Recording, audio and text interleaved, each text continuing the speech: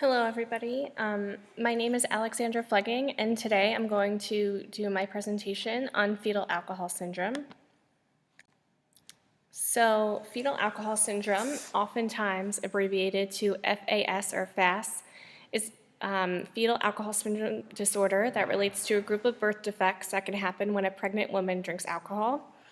So FAS is the most severe type of disorder. Fetal alcohol syndrome affects each child in different ways, ranging from mild to severe symptoms. So there are some students that you may have who do have fetal alcohol syndrome and you don't know, and it might never cause large issues. And then there are people who will struggle with fetal alcohol syndrome through their entire life because it is irreversible brain damage. It causes brain damage and growth problems that are, like I just said, completely irreversible and also totally preventable, but we'll get to that in a little bit.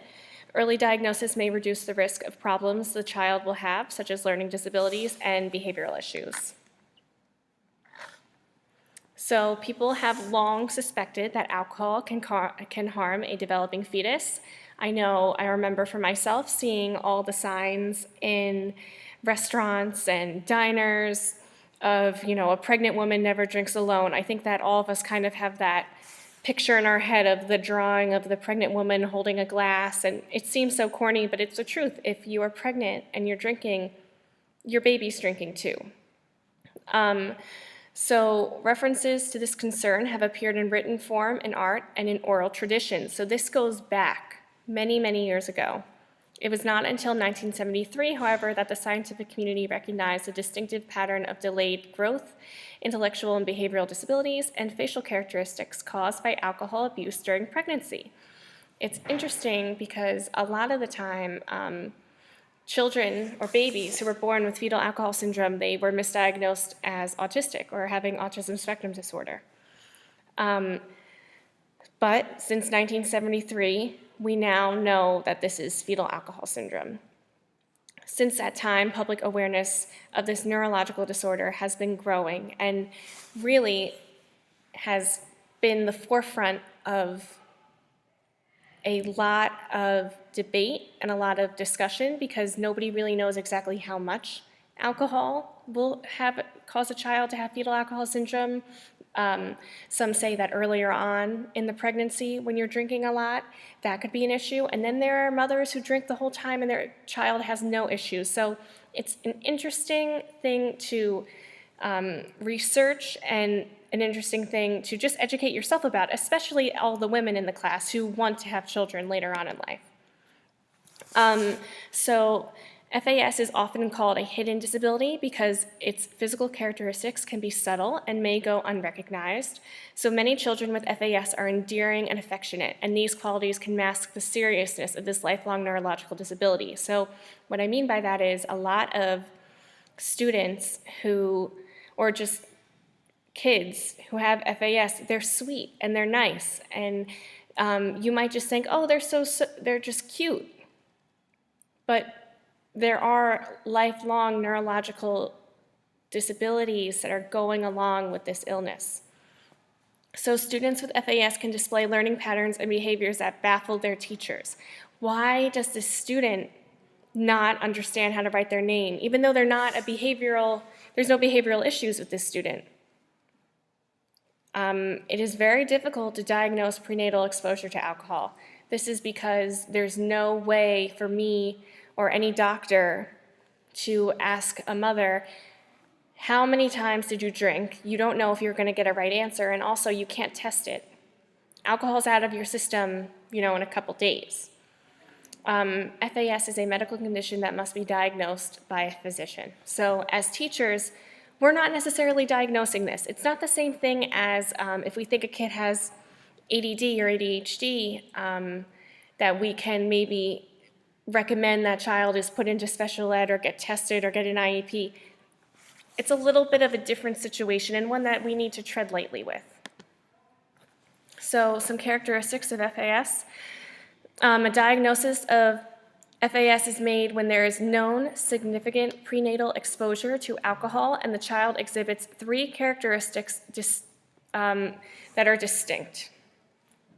So these are physical defects are one of them.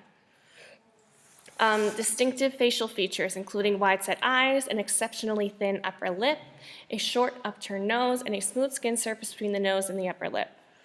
Deformities of joints, limbs, and fingers, slow physical growth before and after birth, vision difficulties or hearing problems, small head circumference with brain size, and heart defects and problems with kidneys and bones. So, reading all of this at once you get past just the outward appearance, which shouldn't be an issue for any teacher, and if it is, you maybe should rethink your career path, or really with anybody, the outside should never really matter too much.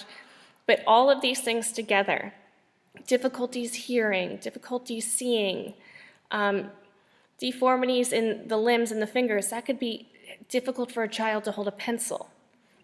Heart defects, that could definitely hinder a child's academics if they're having all of these health issues. Circumference and brain size. All of these things together really present a big, big problem. So how do we spot fetal alcohol syndrome? So here are some more of the physical differences. Height, weight, and head circumference are below the 10th percentile for their age. There's hearing or abnormalities, like I just spoke about, and they may learn to sit up, crawl, or walk later than a normal child. Meanwhile, the average child has rapid height and weight gain. Here, a wide range of frequencies. Vision should be 20/20 by 6 months, and they wiggle, push upwards, sit up, crawl, and eventually walk. So, as I'm reading this to you, and maybe some of you are seeing this as well, with the crawling and speaking and things like that, this is why a lot of the time fetal alcohol syndrome is confused with autism spectrum disorder. Actually, as I was doing this whole presentation and I was getting it all together, I always ask my students, I'm a high school English teacher, I ask them, about their family lives, and one of my students saw that I was doing this, and she said, it's interesting, one of my good friend's brothers, they thought he was autistic until he was 20 years old, and then they went to a different doctor and they said, oh no, you have fetal alcohol syndrome. So this does definitely happen, and with any learning disorder, any learning disability, things are misjudged. So it's up to the parent, and it's up to the doctor, and as educators, we have this really, really important role to see and figure out what's wrong with a kid and what we can do to fix it. So there are also some brain and central nervous system problems, so poor coordination or balance, intellectual disability, learning disorders and delayed development, poor memory, trouble with attention and with processing information, difficulty with reasoning and problem solving. So when I see that, I think the critical thinking skills are going to be very difficult, and I am a strong believer that you need critical thinking skills to really succeed in life after high school, especially in the college level and when you have a job. Difficulty identifying consequences of choices, poor judgment skills, jitteriness or hyperactivity, and rapidly changing moods. There are also some social and behavioral issues, so difficulty in school, trouble getting along with others, poor social skills, trouble adapting to change or switching from one task to another, problems with behavior and impulse control, poor concept of time, problems staying on task, and difficulty planning or working towards a goal. So all of the things that I just said, all together, and someone with an extreme case of fetal alcohol syndrome would have this all together, creates a huge, huge obstacle for this child. And the most heartbreaking thing is that it's completely preventable, and it's not the child's fault that the mother drank during the pregnancy. So when I see the social and behavioral issues here, I see a lot of things that we could create an IEP or a 504, and we could say, poor concept of time will allow the student to sit near a clock, right? We could write that in. Or problem staying on task, we can put the student in the front. But there's only so much we can do when intellectually there's an issue. It's a sad, sad truth, but as educators, I think we know that there are just going to be kids who really, really struggle. And this is a group of kids who will struggle in school and in jobs. So some more issues in the classroom. Based on all the issues just spoken about, a child with fetal alcohol syndrome in the classroom could be quite challenging. And that's a hard truth. This is not the type of student that you can say, oh, well, he or she'll figure it out. No, he or she won't. So home life with fetal alcohol syndrome. Now, this is a touchy one. Fetal alcohol syndrome will affect the child's family life. Of course it will. Any child with a learning disability, it will affect the family life because it's a challenge for a lot of people. We know that no mother would ever do something they knew would harm their child. We know that. But we also know that addiction is real, and there are some people who are just simply uneducated about what alcohol can do for a fetus. They just don't know. At the same time, it is avoidable. I've said this a couple times. It is so avoidable. Don't drink when you're pregnant. We have to have an understanding that home life may have been quite difficult for the student and may very well still be difficult, but we can't make any assumptions. So, if a child has fetal alcohol syndrome, we can't assume that the mother is an alcoholic. Or we can't assume that the mother doesn't love the child. We can't. All we can do is take the information we have and try and work with it. So, this brings me along to preparing for a student with fetal alcohol syndrome. So, this means getting ready to talk with parents and the student in the first interview, learning to get help when you need it, knowing how best to communicate with your student, and getting to know your student and his or her needs and goals. I think this is so important. We need to know the goals of the student, and we need to be realistic. If we have a low-functioning student, we can't expect him or her to be at the same level as the mainstream child. We can't, but we can't judge that student either. So we need to become aware of what adjustments may be necessary in the planning of a lesson, in reading the IEP and giving certain assignments to that student that are going to be accessible. Sharing responsibility for directing the student's educational program in cooperation with other professionals on the IEP team, obviously a must. The IEP is a legal document. You can't just decide you don't want to go by it, especially not with a student with a learning disability. So, how are we going to accommodate? We are going to remember to take the child's age and cut it in half. So if I have a 10-year-old, I need to think that that child is really at the 5-year-old level, at least. This is the age the educator should expect the child to act.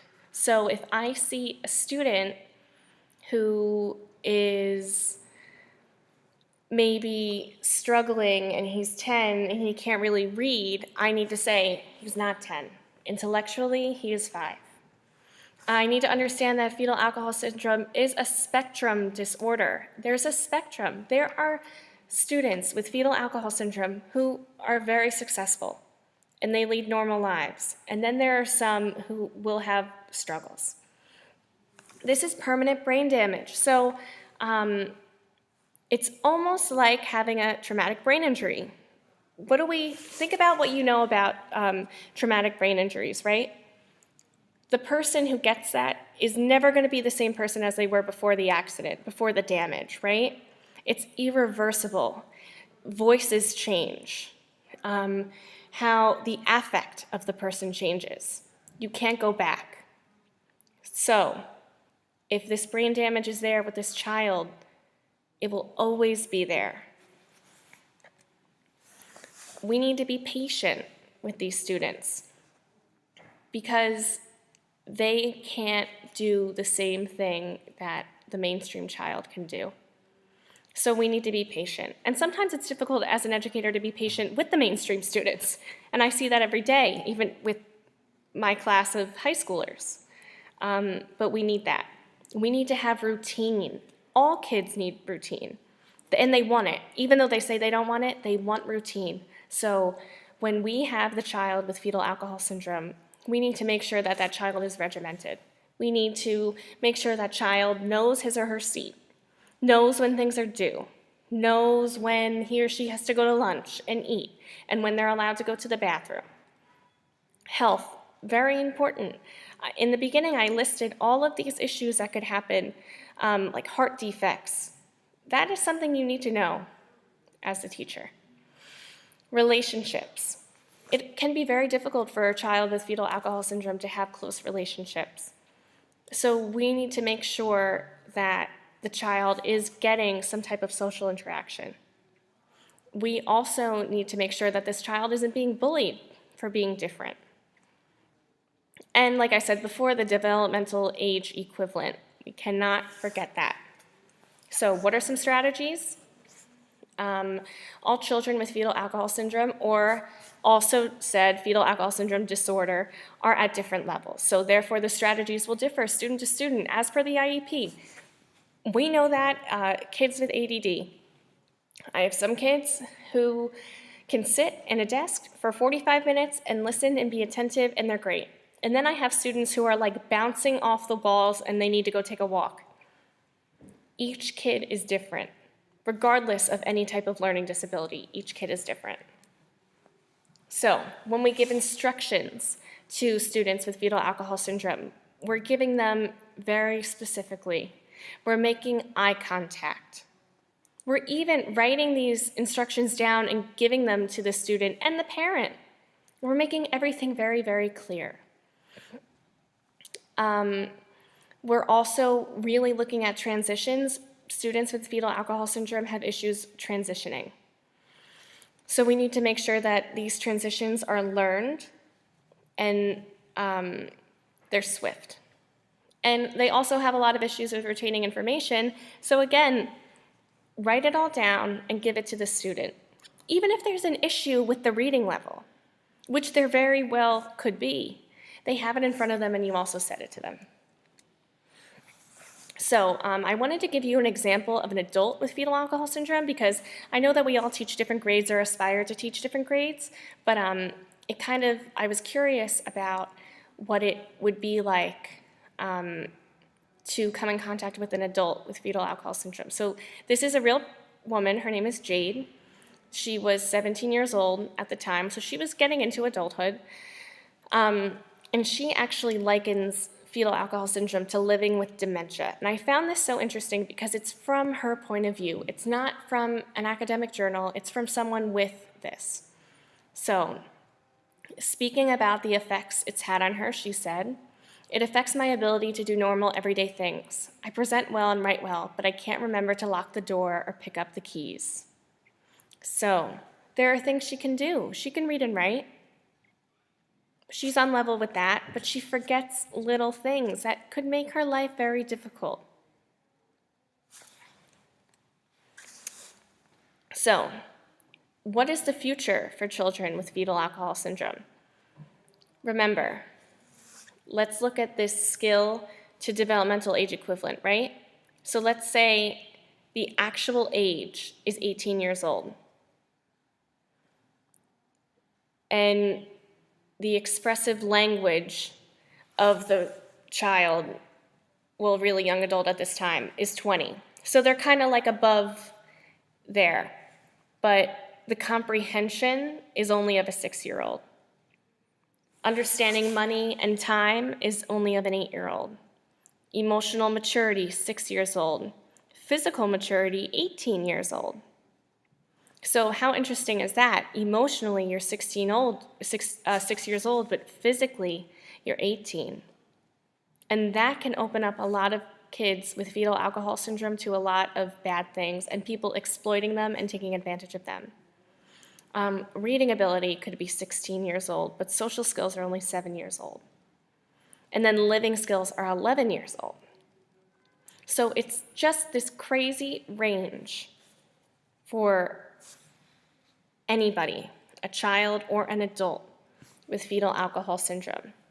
And then as you're looking at this list, and I'm going to keep it up on the screen for a couple more seconds as I speak, I want you to think about your developmental age equivalent on a lot of these things. And I want you to think about your developmental age equivalent when you were 17 or when you were 12. Now imagine if you have fetal alcohol syndrome and your actual age is 15 and your living skills are one of an 8-year-old and you don't have a family member who's really helping you.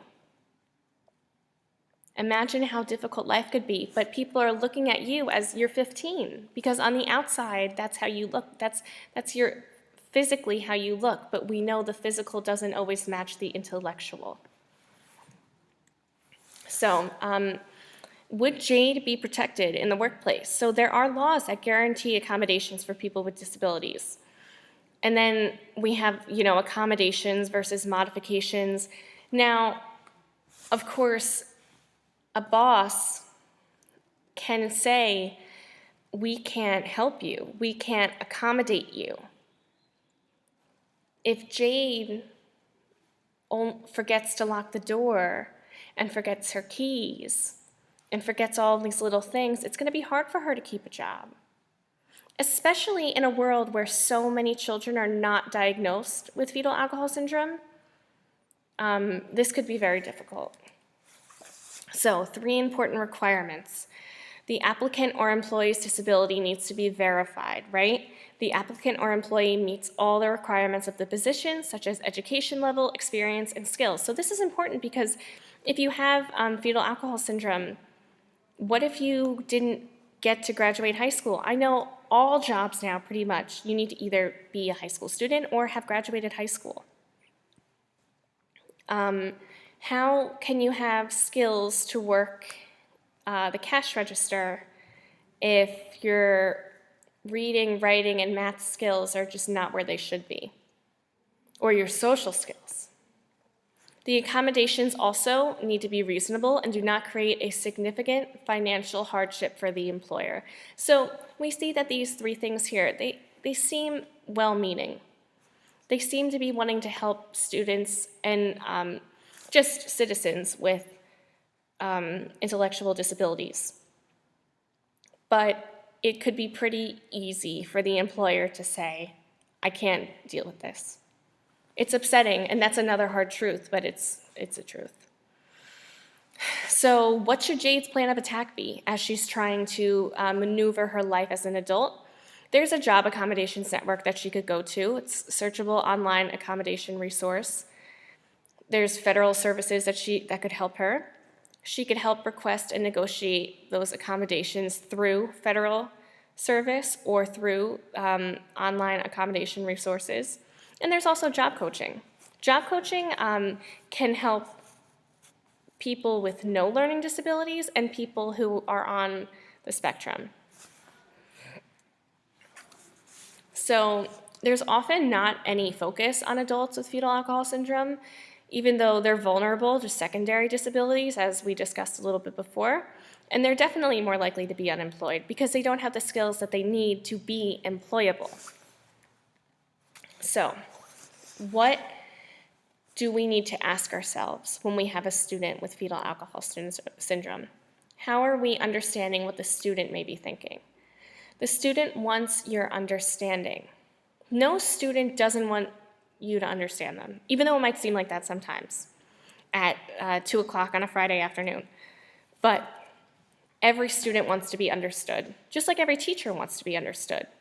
And they need support. They need our support because they might not be getting it at home. They might have never gotten it from a teacher before because the teacher doesn't understand what fetal alcohol syndrome is. If a successful learning relationship in the classroom is fostered, then success can be attained. Communication is key. You need to communicate with the child. You need to communicate with the social worker and the IEP team and the parents or the guardian. Working together means creating an intellectual, physical, social, and emotional environment that helps the student develop his or her skills. This is so important. Intellectual, physical, and social and emotional environment. This is important for a student with fetal alcohol syndrome because they have issues intellectually. There could be physical issues, social, and emotional issues. So we need to work on it all at the same time. Now, this is just a little side bit from my own philosophy. It is my belief that as educators, we must prepare each child to be self-reliant. So self-reliance, to me, is understanding that everybody on this earth can have different opinions about things. We need to respect these opinions, and we all need to come together and decide what is important to us, and it makes this beautiful society of different thinkers. But what's important is that you know what you believe in. You know what's important to you. So if we can see self-reliance as an attainable goal for the child with fetal alcohol syndrome, then we are getting closer to understanding all children with special needs. That every single student, every person, regardless of issues they may have, they can be self-reliant, and they can have goals, and they can want more for their lives. Special does not mean a child cannot achieve. Special needs does not mean a child cannot achieve. Children can always, always achieve. So I would like to end on this short poem of sorts. It's called The ABCs of Back to School with Fetal Alcohol Syndrome Disorder. Just some of it I want to read to you.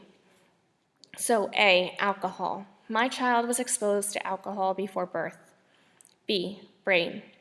Alcohol use during pregnancy can permanently damage the child's brain. C, corpus callosum, the part of the brain that passes information between the left side rules and the right side impulses. This may be damaged or absent with FASD. D, DSI, dysfunction of sensory integration. My child is sometimes sensitive to fluorescent lights, tags on clothing, visual overstimulation, noises, smells, etc. E, emotional. My child can be very emotional and often has a low frustration tolerance. F, fetal alcohol spectrum disorders, the umbrella term for the damage when alcohol is used during pregnancy. G, give my child praise when he or she does something well or when he or she tries hard. And H, hyperactivity. My child might have a hard time sitting for long periods of time. So that's just a little bit of the poem. In my works cited, I'm going to link the entirety of it. I think it's pretty special, and it really does give this inside look to what fetal alcohol syndrome is. It was actually written by a mother of someone with fetal alcohol syndrome, Carrie Fletcher. So here is my works cited. I'd like to thank everybody for listening, and if you have any questions or if there's anything that you would like to discuss specifically, I know that on Blackboard there's an area where we can all talk in one of the discussion boards. Let me know, send me an email. If any of you know a student with fetal alcohol syndrome, I would be so interested to speak to you and to see what you've learned. So maybe in the future, if I ever come across a student with fetal alcohol syndrome, I'll have a better idea of what to do. Thank you.